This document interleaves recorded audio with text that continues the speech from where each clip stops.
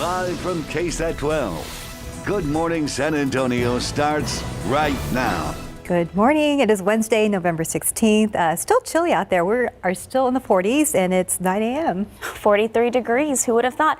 My husband put out the Halloween. That's my vibe. The Christmas decorations last night. And I had to make sure he had a beanie on, Justin, because it was still very chilly last night. It was like, you need to layer up while you're out there. And then when we're not in the sun, it's super cold even during the day. Even during the day. We're hitting a stretch here below average temperatures, and this sticks with us, guys, all the way into early next week. So if you're a fan of it, yeah, it's going to be here for a little while. Let's look at the wind chills right now, because I think this is kind of the main thing as people are walking outside saying, it does feel chilly. 39 is what it feels like here in San Antonio right now. 37 Port SA, 40 Rio Medina, 35 Bernie Stage, 36 in Bulverde. Not a very strong wind, but there's enough out there to create that wind chill. And as we look out with live cam here, what you'll notice is the sun is out, yes, but we're going to have some of these passing high clouds again today, and they're going to be a little thicker than yesterday. So from time to time, it could be somewhat cloudy. And here's what we're going to be looking at next several days. Gray stretch, really, because, yes, we see some sun today, but more clouds really shift in the next couple of days. Stays cool, as I said. This goes all the way through Tuesday. We do have some very small rain chances in the forecast, especially as we get into Saturday.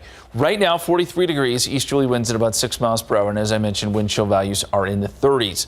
47 at 10 o'clock, noontime 52. We will make our way up to 56 or so by this afternoon. Partly cloudy, northeasterly winds anywhere from 10 to 15. And then going into tonight, you'll see the 40s reappear, and it'll be another chilly morning tomorrow. We're going to focus in on that weekend forecast because I know a lot of folks got stuff going on this weekend. We're going to have more on that in just a bit. But Stephen gives us the latest on the morning traffic report. How are things looking, Stephen? Well, you know what? Chilly outside, and chilly was what I had last night, and maybe again tonight. But right now, we have to get through our day. Maybe a good cup of oatmeal for you. And listen, if you are maybe on your way to go grab some breakfast right now, no delays to report. We did have an incident here off of Loop 410 near Starcrest. Over in the westbound lanes, a vehicle fire, but looks like TransGuide is now showing us a nice and smooth commute out there, which is what we love to see. But let's get you on rotation, because while it looks pretty quiet out over there, we do have some other areas where we are keeping a close eye on. 1604 at Medio Creek, not really one of them, because you could see just a few folks out there this early in the morning, as well as 1604 at Pat Booker. But let's just get you to the map, because we do have a new crash reported right there along US 90 eastbound at Nogalitos. Thankfully, no delay is being reported in those eastbound lanes, but just something to be on the lookout for if you're traveling in from Castroville this morning. Let's take a drive up here where we did have that vehicle fire. We just showed that shot from TransGuide at 410. It looks like those westbound lanes, that slowdown is still present, but it's not a really big one, so you don't have to worry about that too much. But overall, look at the map does show that the morning rush has dwindled down, and we just have a few slowdowns remaining. But that could just be due to some road work that is constantly taking place. Not nighttime anymore. Not sure why we have these shots here from TransGuide, but we'll check in with him a little bit later on. But thankfully, everywhere else back there at 410 at Starcrest, things are improving and looking nice, guys. Thank you, Stephen. Here's today's 9 at 9. Uvalde Mayor Don McLaughlin says the acting police chief will no longer be with the department by the end of the week. This comes after CNN reported on a phone call between Lieutenant Mariano Vargas and dispatchers the day of the Robb Elementary School shooting.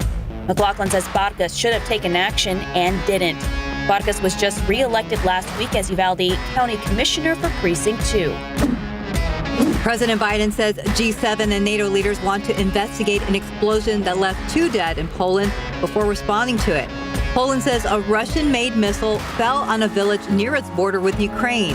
The Kremlin firmly denies launching it at the NATO member country. Determining whether Russia was involved is crucial since NATO members pledged to defend each other.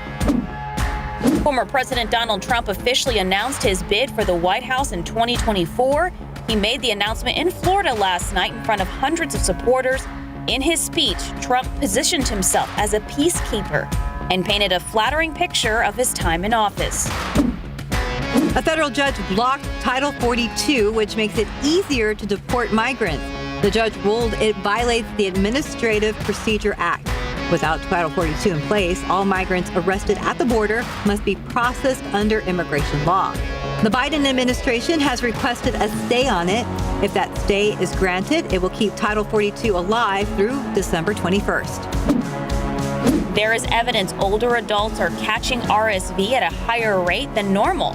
The CDC says about 6 of every 100,000 seniors has been hospitalized with the respiratory virus. Adults at risk for the most severe outcomes are 65 and older. The federal government reports wholesale prices rose by 8% in October compared to a year ago. The Producer Price Index measures prices paid for goods and services before they reach consumers. The report is considered by some to be a leading indicator of a broader inflationary trends and predictor of what consumers will eventually see at the store level. At least a half dozen major retail cards have bumped up their maximum APRs to more than 30%. If you carry a balance on a credit card with a 30% APR, it can quickly lead to financial trouble. High inflation is forcing American consumers to rack up more debt and to lean on those credit cards. Over 54 million people are expected to travel this holiday season. According to AAA, that's up slightly from 2021 and nearly as high as pre-pandemic numbers. Despite inflation and current economic troubles, demand for travel does not seem to be declining. NASA finally launched its uncrewed Artemis 1 mission on a historic journey to the moon. The mission marks the inaugural launch of the space agency's Artemis program and its plan to eventually return astronauts to the moon. It will take several days for the spacecraft to reach its farthest point, about 40,000 miles beyond the moon. The capsule is slated to return on December 11th. And that's today's 9 at 9. In your morning headlines, Swifties rushing to get their concert tickets run into technical difficulties, and the most magical place on earth is going to cost you more. Plus a look at some of the new floats in the Macy's Thanksgiving Parade and a different twist on Elf on the Shelf. So let's start with the Taylor Swift concert madness. All right, I took part in this, so I really feel like I went through with this with all the millennials and Swifties out there. So Taylor Swift fans were ready for it. Pre-sale tickets for the musician's new tour began yesterday, but fans reported Ticketmaster's website crashing or freezing multiple times during the purchase. There are also complaints about the website not loading or allowing people to access tickets despite having a pre-sale code. Ticketmaster said there has been unprecedented demand for tickets. The Eras Tour kicks off in March, and she's making stops in Arlington and Houston, and you're going to Arlington. I am. Yay. Shout out to my girlfriend Liz in Dallas, who for like 8 hours yesterday. Wow. She got the pre-sale, so she had the code.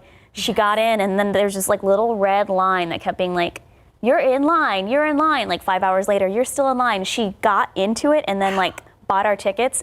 The site crashed.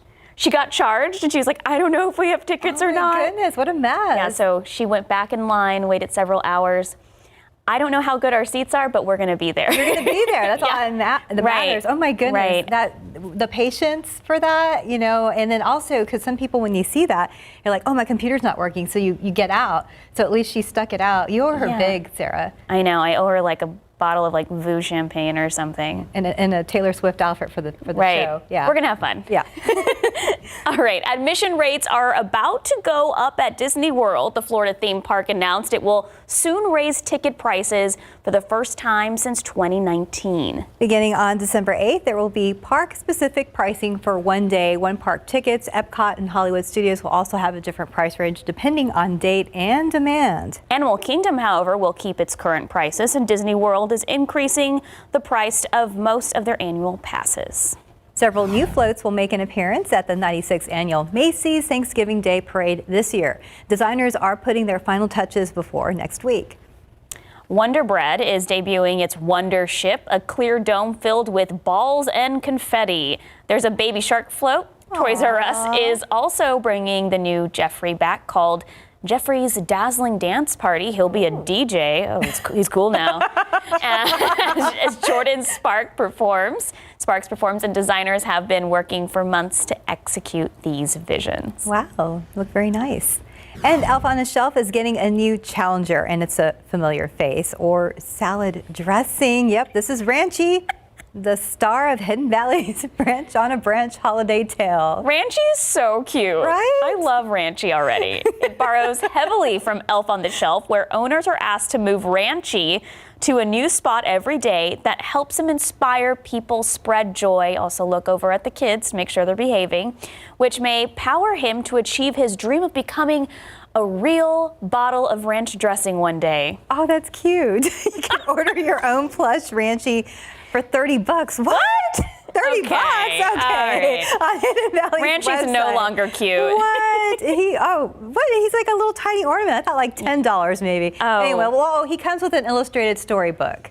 Ranchi is like one of those plush toys that you can get at the claw machine. Yeah, well, he's a step up from that. He's cute. He's cute. Ranchi is very cute, but come on, Ranchi. Well, $30? Well, maybe because he's $10 and the book's $20.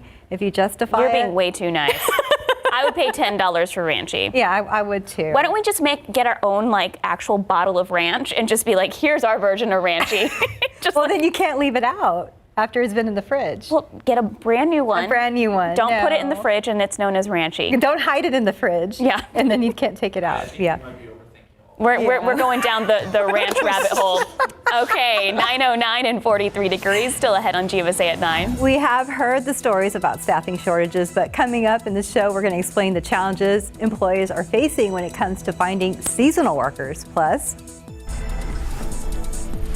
good morning. It's one of the most important mariachi festivals in the world. The Mariachi Extravaganza taking place this week. A look at what it means to students participating next. Love to hear that music early in the morning. Don't forget, our guys are still raising money for cancer research and taking part in No Shave November as Justin Horn scratches his beard on cue. So if you just take out your phone, scan this QR code that's on your screen right now, it's going to take you to the webpage where you can find the link to donate. Last year, our KSAT team raised over $20,000 thanks to you guys, our generous viewers, and the donations from the community. And they hope to beat that this year. So please donate if you can. It's all for a good cause. We'll be right back. and welcome back. It's 9:13. Hundreds of students from not only San Antonio, but from across the country will be here for the largest mariachi festival in Texas. Very exciting. Tiffany Huertas joins us from Lila Cockrell Theater, where preparations are underway for the 28th annual Mariachi Extravaganza. Good morning, Tiffany. Good morning. It's going to be a weekend filled with culture and tradition. And just check it out. This theater here is going to be filled with participants and people who have a passion for mariachi. To talk a little bit more, we have producer Cynthia Munoz. Good morning, Cynthia. Talk to us about what can people expect this year. Good morning, Tiffany. For the next 3 days, we're going to see and hear some spectacular performances from mariachi groups and vocalists from all over the United States and Mexico. Tonight, we're hosting a Serenata en el Rio at the Shops at River Center. That event is open to the public starting at 5 p.m. We invite everyone to come out to attend. That event is free. And then for the next 2 days, on Thursday and Friday, we're hosting 3 national competitions. Now, these are the largest, longest running and most competitive competitions in the country. And these students have been practicing for months, if not years, because they all want to win the opportunity to open up and perform here on Friday night for Mariachi Nuevo de Caliclan, which is one of the greatest mariachis in the world, based out of Guadalajara, Jalisco, Mexico. So we want to wish everyone luck. Also, we're streaming these competitions on mariachimusic.com. You can go there for more information. We want everyone to be able to enjoy these spectacular performances and the amazing talent of these kids. Yeah, and Jessica, you're coming from Las Vegas High School. Tell me, how are you feeling? What does mariachi mean to you? I feel excited. I'm glad I'm able to represent CCSD and Las Vegas High School, and as a non-Latina vocal finalist, I feel amazing, and I'm excited to see what this year has in hold for us. Amazing. And Osvaldo, you're representing the Roadrunners UTSA. Tell us, how are you feeling this morning? How are you feeling about mariachi? I am so excited and very honored.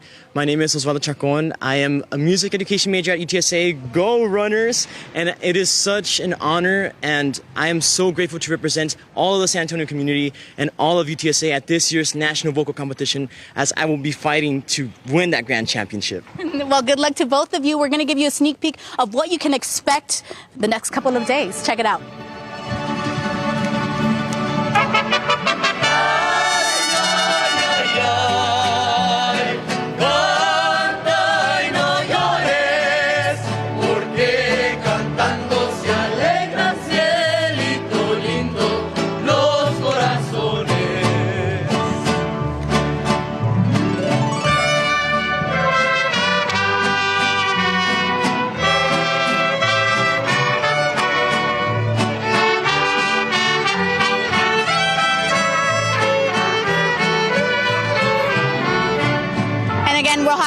the details on KSAT.com. We'll send it back to you.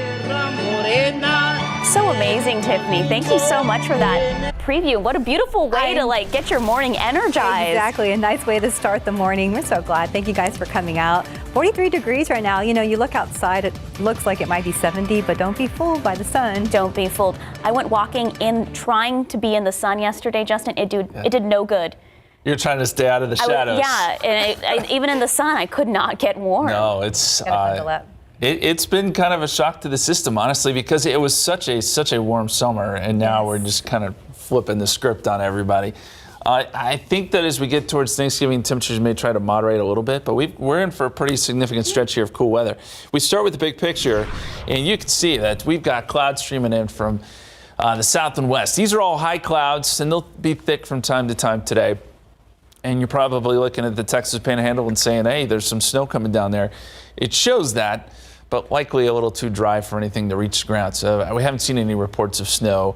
There is some energy, though, coming in from the west, and eventually that will allow for a few showers to develop around here. Some light showers and cold showers with temperatures staying pretty chilly over the weekend. You see those high clouds coming through. Yeah, this is showing some returns here as well as you move towards Houston, but still, again, probably not reaching the ground. Still really dry at the surface where we are. Temperature-wise, 44 Kerrville, 44 New Braunfels, 43 here in San Antonio, 45 in Austin, and 41 up there at Bernie Stage, 44 down in Divine.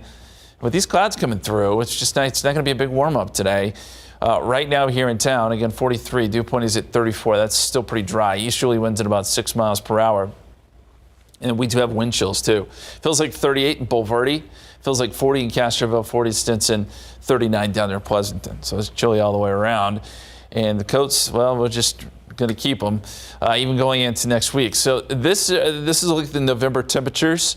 And we'll go back in time here. The first half of the month, or at least the first 11 days, was above average. And then we hit the 12th, and ever since, we've been below average, and we're projecting to stay below average when it comes to temperatures all the way through the 22nd.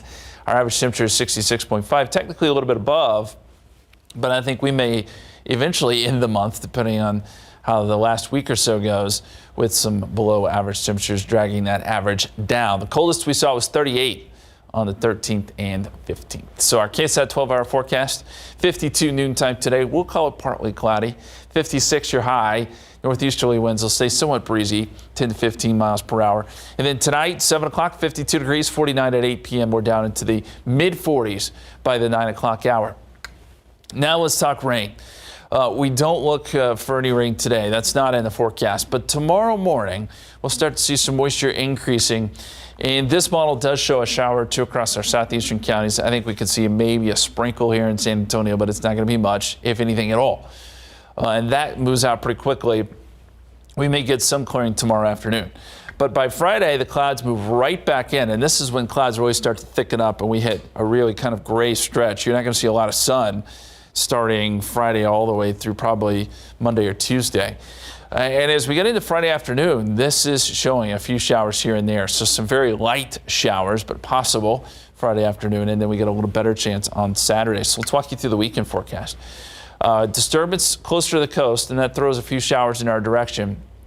Highs will be in the 40s and about a 30% chance of rain. Cold enough across parts of Texas where they can see a very light wintry mix, something to watch. And then as we get into Sunday, showers will start to wind down. This is Saturday afternoon, by the way, still some showers around. But as we get into Sunday, mostly cloudy skies will take rain out of the forecast, but we'll bring it back into the forecast Monday and Tuesday. So the dew point trend over the next several days, and the reason I show you this is because it stays pretty dry at the surface, which is why we're expecting anything we see to be fairly light. Dew points really don't climb until Monday of next week. So the extended forecast, 59 tomorrow, a few sprinkles, 55 Friday, cloudy skies, chance of showers late, 46, that's it on Saturday. It is going to be a chilly day, cloudy, chance of showers, 53 Sunday, and then some more small chances of rain Monday and Tuesday as we head into the holiday week next week. And there's still a lot of questions surrounding Thanksgiving. Models aren't really agreeing just yet on what may play out. So stay tuned for that. Looks like there could be some chances of rain mixed in there, and we'll see how temperatures pan out as well. Yeah, we'll see. At least, I mean, I'm going to guess that it's not going to be 95, so that'll be good. No, it doesn't look overly. Winning, right? It doesn't look overly warm, no. Okay. Yeah. Yeah, as long as we stay out of the 80s. Yeah. For next couple weeks. Yeah. Maybe. It's looking that way. Okay. Yeah. Awesome. It's 9:21 and 44 degrees. And it's Hunger and Homelessness Awareness Week. A local family is sharing their story in hopes of helping others. The message they have for anyone looking for help. Welcome back. It's 9:25. A local family that was homeless is now sharing their message to anyone else who knows that struggle. It's a message about the help that's ready and waiting for anyone who needs it here in San Antonio. As Max Massey shows us, that's a big goal of Hunger and Homelessness Awareness Week. So I'm a recent graduate in September of the year 2022. Meet Charisma, a new high school graduate, thanks to the Homeless Response System resources. Me and my sister and my mom, we moved around a lot. I remember going to at least 6 different grade schools, 3 different districts. With the holidays just around the corner, Hunger and Homelessness Awareness Week is an effort to help families who are dealing with difficult circumstances around our city. See the faces of homelessness, see them as people, and reach out as humans to humans. Be kind during this holiday season and share what you have with others. Homelessness is a problem in San Antonio that the city and these agencies are working together to fix. There's actions on both ends of the homeless response system. So upstream, making sure we have prevention dollars. The city of San Antonio and others have prevention dollars to make sure people don't end up in shelters like Haven for Hope. And then on the other end, downstream, there's housing. Well, the Haven for Hope is one of the local organizations working to help people get off the streets, but it's not the only one.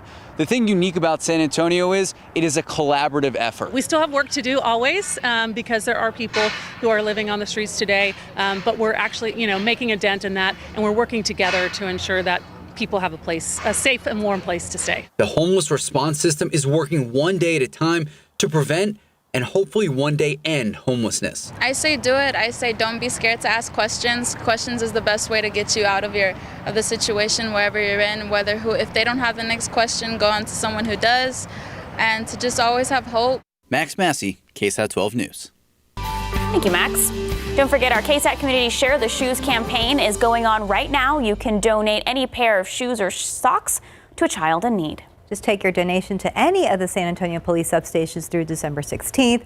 This donation drive benefits Zapatos, which works with schools to help kids get the shoes that they need. You can find more information on the KSAT community page on ksat.com. And I know we usually donate to the little ones. Don't forget the big kids as well. Yes, they need shoes too. All right, 9:27, 44 degrees. A lot more ahead on GMSA at 9, including a look at some of the newest members to San Antonio's XFL team. We're going to tell you more about the quarterbacks drafted yesterday. Plus more about former President Donald Trump's announcement for his run for the White House, what he told supporters in his speech that's coming up after the break.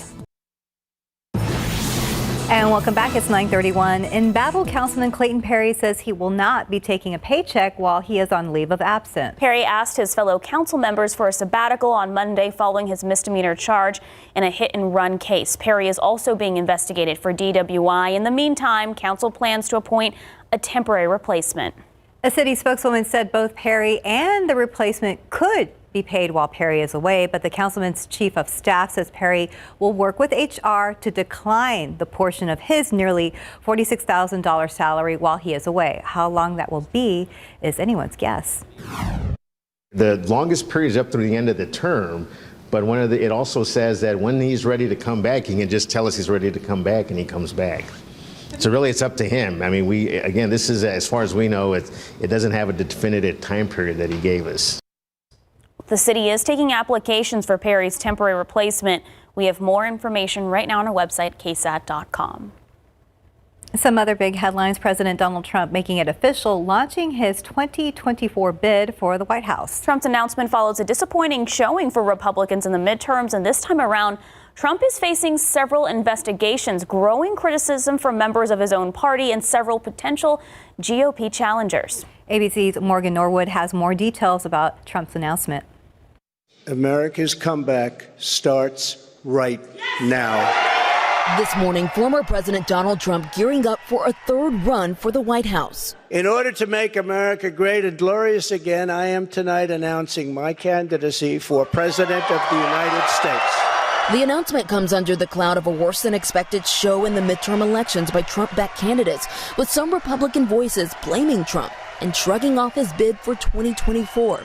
Republican Senator Mitt Romney not mincing words, calling Trump an albatross within the Republican Party. This now third presidential run is widely considered a test of Republican loyalty and whether Trump's iron grasp on the GOP still holds strong amid multiple criminal and civil investigations, some of which his aides believe he may be shielded from given his run for the White House. There are no special protections for the former president. It does, though, complicate the optics of those investigations. For now, those investigations and the president's 2024 run is moving forward. President Joe Biden seemingly teeing up for a rematch, tweeting this campaign-style video from his personal account with the caption, "Donald Trump failed America." Now, during Trump's speech, he did mention the 2020 election, but stopped short of claiming that the election was stolen, instead going on to say that he wants to restore voting integrity and that he's confident he'll be back in the White House. I'm Morgan Norwood, ABC News, Palm Beach, Florida. 44 degrees at 9:34, Justin. It is very tough to stay warm out there if you're not layered up and you have the scarf on and the head, hat on. The sun helps a little lot of bit, layers. but not as much as usual. I don't know. I'm getting to think that you and I are just kind of we're kind of we are we don't hold cold up very people. well because there's a lot of people out there that are wearing shorts and are perfectly happy right now. Justin and I are very dramatic when it comes to the cold weather. In the like their newsroom, jackets. we're like shivering and everyone else is fine. I don't know what it is. But, temperatures are on the colder side. 43 degrees here in San Antonio, 41 Abilene, 34 right now in Amarillo. And as you look at the big picture here across the country, there's a lot of cold air. It's 21 in Omaha, 31 Minneapolis, 28 Cut Bank, 23 Boise. As it was yesterday, the only warm spot, or two warm spots, down in Florida, Orlando and Miami, sitting at 76 and 80 respectively. Pollen count is in. It's just molds today. They're low at 250. The cold air is taking out some of the other allergens, so we're just with mold right now, but we know what happens as we get into December. Still nothing showing up yet, so we're good there. Rain chances. They do start to kick up a little bit as we head into the weekend. Still just a 30% chance, and anything we see is going to be light, but it is in the forecast. And then next week, some small rain chances Monday, Tuesday, Wednesday. We'll be watching as we get a little closer to Thanksgiving. More on that 7-day forecast and how the temperatures play out coming up here in just a couple minutes, guys. Justin, thank you. Staffing shortages have been rampant across the country for over a year now, and that's no exception for seasonal work. In fact, it's even more of a struggle to find those workers. Courtney Friedman explains what two problems businesses are having when it comes to hiring seasonal workers. 10,000 Villages is a 76-year-old fair trade company selling products from all over the world and donating the money to the artists who make the goods. It's important work, but it's become tough in this economy. We're here to help our artisans, but we also want to give our employees a livable wage. Vaughn Ballinger manages the 10,000 Villages store at the Pearl. She's aware of a national survey that recently revealed two things. Employers either can't find enough seasonal workers or they can't afford them. Ballinger says her shop falls into both categories. The San Antonio store is the most profitable in their company, so as soon as these holiday products hit the floor, they definitely need more staffing help. Inflation caused them to cut down on the number of seasonal workers they hired. Like everyone, our shipping costs have gone off the chart, so we watch our expenses as much as we can. But filling even those few positions was tough.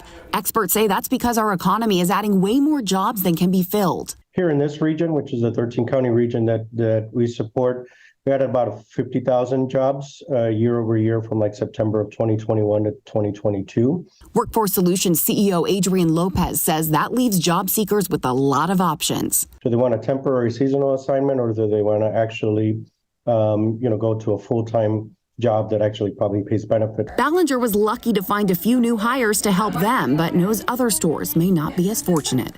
Courtney Friedman, KSAT 12 News. Well, our Spurs tried to hang in there last night against the Trailblazers, but Portland rallied to beat the Spurs 117-110. Jakob Poeltl had a career high 31 points for the Silver and Black. There's good news. The Spurs are off today and then play the Sacramento Kings tomorrow in California. The tip-off set for a late 9 p.m. Come on, Spurs. Let's go. All right, XFL draft continues this morning. Yesterday, the San Antonio franchise selected their quarterbacks. Juwan Pass and Anthony Russo.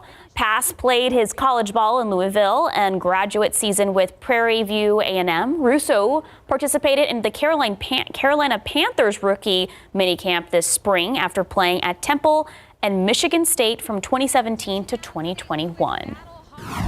What's up, San Antonio fans? I'm Anthony Russo. Juwan Pass, what's up, y'all? Can't wait to get down there, get to work. We're sitting here with Coach Hines Ward. Excited to play for him. Excited to get down to the Alamo Dome, get that place jumping, show you fans what we're all about, and get some wins and bring a championship back to San Antonio. No doubt, man. Glad to be a part of that city, man. Can't wait to bring a lot of wins to that city, man. Get ready. All right, we're ready. The rest of the XFL draft is wrapping up today. And congrats again, San Antonio FC's celebration for winning their first ever United Soccer League championship was in true Spurs style with their own river parade. That's right. Fans gathered at the Arneson River Theater yesterday as SAFC made their way down the river with the trophy, of course, to meet up with their fans along the world-famous San Antonio Riverwalk. It just means the world that everyone came out and showed their support for us just like they did in the final. And we're going to do it again next year because this was no accident. I love this group. Everyone believes in this group. And the mentality monsters are here to stay. It's just the beginning. And it was cold last night, but look at this. After all the speeches, some of the players decided to go for a swim by jumping in the river with the trophy, of course. Hopefully that trophy doesn't get too dirty. I'm more concerned about them putting their heads under the water. I don't think, hopefully they just, well, because it's not deep. No, I'm pretty sure they put their head into the water. Yeah. Oh my goodness. I just, take a bath. Yes. And dry off. And warm up. And warm up. For sure. All right, it's 9:39 and 45 degrees. You're watching GMSA at 9. And Artemis 1 is finally in space after several delays. When we come back, what it was like to experience the historic mission in person. Welcome back. It's 9:43. After several days, Artemis 1 finally in space. The rocket was launched successfully in the overnight hours. The high-stakes mission will send the rocket to the moon as NASA tries to establish a sustainable human presence on the moon by the end of the decade. ABC's Rena Roy was in Florida for the launch and has the latest from Kennedy Space Center. It was a truly surreal experience to witness this rocket launch here right behind us earlier this morning. We not only saw it, but we heard it and we felt it as it shot into space. 3, 2, 1. A blast off for the ages. And liftoff of Artemis 1. We rise together back to the moon and beyond. NASA going back to the moon for the first time in 5 decades. Really just surreal to be getting a front row seat to history. Launching the most powerful rocket in the world into space early this morning, kicking off its high-stakes Artemis 1 mission. There were a few bumps in the road before liftoff, including a small hydrogen leak, a team of experts rushing in to fix the problem. This is the red crew that is specifically tasked to go out and tighten some bolts on the core stage hydrogen replenish valve. NASA's Space Launch System, or SLS rocket, will send the Orion space capsule 62 miles above the moon's surface, then into orbit around the moon before splashing down on the coast of San Diego early next month. This is a test flight with test dummies, but if this succeeds, astronauts could do the same in 2 years. We're going back to the moon to learn, to live, to work, to create, to invent, so we can take humans. The ultimate goal of this mission, establish a sustainable human presence on the moon by the end of the decade. It's really going to be a stretch to get the new technologies, the new propulsions, the ability to keep humans alive in a deep vacuum of space. This successful launch comes after 2 scrubbed attempts, engine sensor issues and hydrogen leaks causing the delays. The SLS spaceship even riding out Hurricane Nicole last week on its launch pad, but only sustaining some minor damage according to NASA. And this really opens the door to a whole new world of space exploration. The long-term goal here is to set up a base on the moon where people can actually live. At Kennedy Space Center, Rena Roy, ABC News. 45 degrees out there. I guess we went up a little bit. Was it 41 earlier this morning? Yeah, we're up to 43. The screen says 45. We'll probably be up close to 50 here next couple of hours. So there's that. It's still cold, though. It's still cold. by our standards. Do you have a heating blanket at home? No, I don't. You need one for here, for inside the studio sometimes, Yes. right? Sometimes. I think we get in trouble if we plugged those in. Or those space heaters. I don't know. All of them. All of the above. Just, bundle up. Needless to say, be careful, okay? Be careful. It is going to be cold the next few days, especially on Saturday. Saturday is kind of a day that we're watching where temperatures are really going to kind of drop. It's be a little showery outside too. So let's start with the scene outside. We've got partly cloudy skies, some high clouds coming through. 43 degrees at the airport, 44 Stinson, 43 Kelly, 42 at Randolph. In the east-northeasterly wind. Sometimes a little bit gusty, so that has contributed to a wind chill this morning. Some places it feels like it's in the 30s. 45 Comfort, 46 Rio Medina, 42 Converse. And then there's, look at the wind chills. Upper 30s right now, so that's your feels like number. It does get better with some sun. We'll see temperatures, again, eventually make their way into the 50s, and we'll lose some of these wind chills that we're seeing at this hour. So here's a look at the forecast temperatures. By noontime, 52. By 4 o'clock, we're up around 56. So pretty similar to yesterday, 53 Fair Oaks Ranch, 53 Bernie, 58 down in Pearsall. And then tonight, we drop down into the 40s by 10 o'clock and eventually all the way down to 39 yet again tomorrow morning. Here is the setup, and what you'll notice here on water vapor is that we've got a little dip in the jet stream out west. So that's our next disturbance. That rolls in tomorrow tomorrow, and that brings a small chance of some showers. And then we'll get some energy behind that coming in on Saturday that brings that next chance. So looking at the water vapor, you can see the steady diet of high clouds that we're getting coming in from the south and west. And that doesn't really change much. But as far as clouds thickening up, you'll really start to see that as we get into Friday and over the weekend. It's going to be a pretty gray stretch. Right now, we have a break in some of those high clouds. We're kind of right in between two decks of high clouds there. So seeing the sun here in town.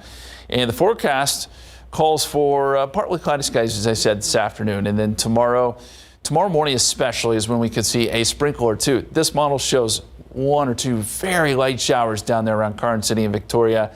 I think our chances of seeing anything are really low, less than 10% perhaps. And then as we get into tomorrow afternoon, clouds try to build back in some. And then certainly by Friday, it's going to be an overcast day. And on Friday, we could start to see a few more showers popping up as that next system comes in.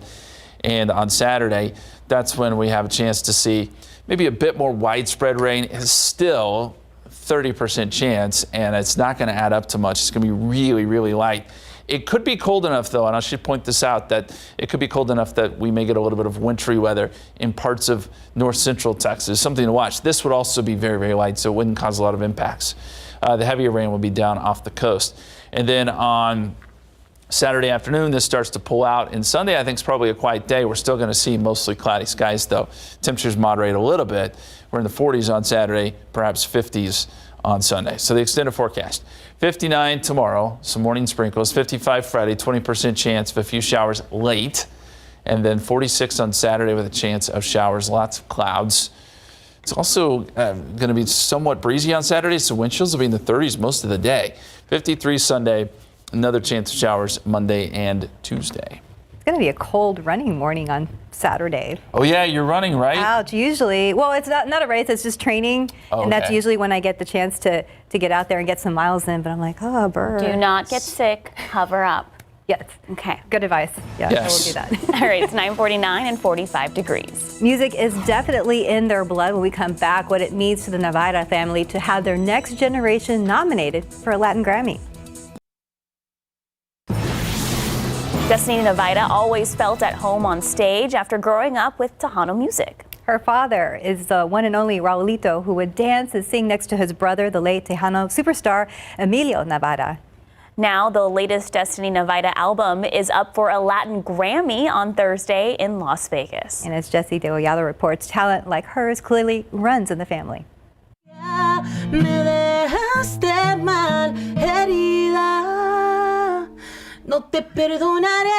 The heartfelt emotion in Destiny Navarra's voice comes through in her songs. Being able to feel what I felt in that moment when I was writing it. I'm very proud of her. She's a big inspiration for me. At her side from the start, the music and voice of her younger brother, Rigo Navarra. We wanted to do this since we were kids. And so now that we're doing it, it's just a dream come true. Even more so now that Dime Como Se Siente, Tell Me How It Feels, is up for a Latin Grammy for Best Tejano Album. It was always kind of an expectation for me in the future. I didn't think that it would come as quickly as it did. And for their proud father, it's an awesome feeling, you know, a couple of kids from the South Side. They're doing what made their father and late uncle famous. It just feels so good that they're following what we love to do, is music, you know, and they take it to heart. Although they've never recorded in the studio, this is where Emilio and Raulito recorded some of their biggest hits.